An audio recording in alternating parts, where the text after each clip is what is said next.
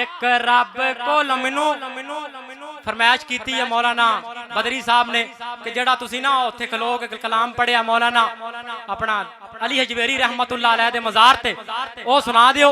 तवज्जो करया जे, गौर करया जे कि एक रब कोलों मंगे ओदे कोलों कादी संग, एवें गैरां अगे सारे ना झुका बंदिया।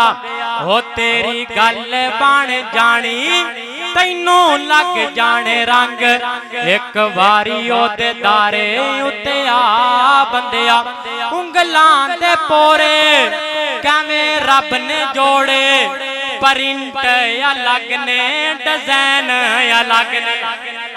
हाथ कोड़े ने वेखण लई उंगलां इको जियां ने लेकिन फिंगर प्रिंट जुदा जुदा ने।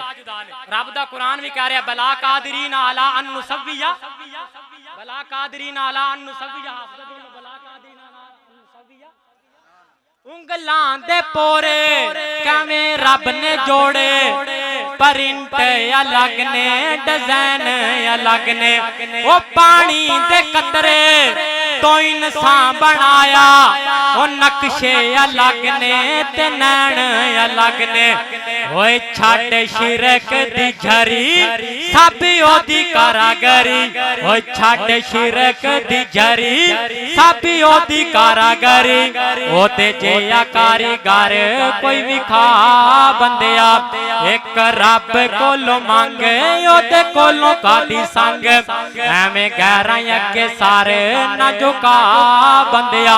खुशियां अलग ने ते गमियां अलग ने, ओ खूबियां अलग ने ते कमियां अलग ने। ओ खुशियां अलग ने ते गमियां अलग ने, ओ खूबियां अलग ने ते कमियां अलग ने। ओ जिन्नों चावे दुख देवे, जिन्नों चावे सुख देवे, ओ जिन्नों चावे दुख देवे। वतो इज़्ज़ो मन तशा वतो ज़िल्लो मन तशा, ओ जिन्नों चावे दुख देवे, जिन्नों चावे सुख देवे। ओहो देंदा ही बीमारां नूं शिफा बंदिया। एक रब कोलों मंग ओदे कोलों कादी संग, एवें गैरां अगे सारे ना झुका बंदिया।